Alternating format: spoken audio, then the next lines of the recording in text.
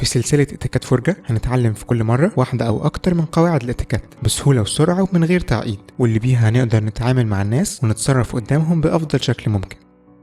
في الكام سنة الأخيرة انتشرت وسيلة التكستنج أو الشاتنج من الموبايلات بسرعة جدا بسبب إنها الطريقة الأسهل والأسرع والأنسب للمحادثات اليومية، ومع الانتشار ده ظهرت عادات كتير منافية للأدب وللأسف أغلب الناس بيقعوا فيهم. في فرجة خلينا نقولك إزاي تستخدم الاتيكيت في التكستنج بتاعك كل يوم.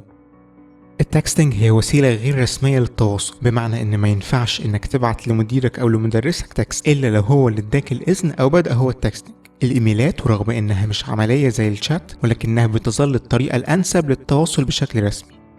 واحدة من أكتر الأخطاء شيوعا إن بنلاقي ناس ماسكة الموبايل بتاعها وبتبعت تكستس في أوقات ما ينفعش فيها إنك تستخدم الموبايل أصلا، زي اجتماعات العمل، الجنائز، الأوقات الأسرية، أو أي مناسبة بتتطلب منك الاهتمام والإنصات. بعض كتب الاتيكيت بتصنفها قلة ذوق متناهية لما تستخدم الموبايل في أحد المواقف دي.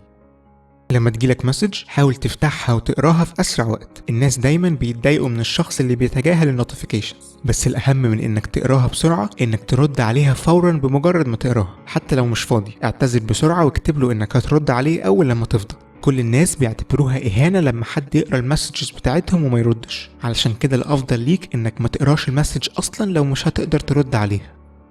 لما تبعت تكست لحد وما يردش، وحتى لو هو اونلاين وانت متأكد انه يقدر يرد، اياك انك تبعت اكتر من تكست عشان تلفت انتباهه او تخليه ياخد باله. ناس كتير ممكن يبانوا اونلاين بس مش بالضرورة انهم فاضيين ويقدروا يردوا. نيجي للايموجيز بقى. الوظيفة الوحيدة للايموجيز هي انها تنقل احساسك في اللحظة دي للشخص اللي بتكلمه. اي استخدام تاني ليها هو غير مقبول. الاستخدام المفرط للايموجيز بيخلي الطرف التاني مش قادر يحدد هل انت احساسك دلوقتي فعلا كده ولا انت صوابعك علقت على الزرار بس مش اكتر.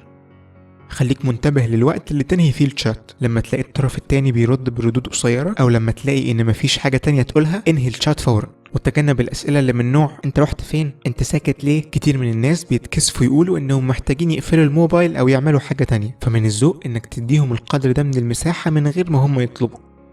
شاركونا في الكومنتس تجاربكم مع التكستنج اذا كنتم بتتصرفوا بالشكل ده او عكسه.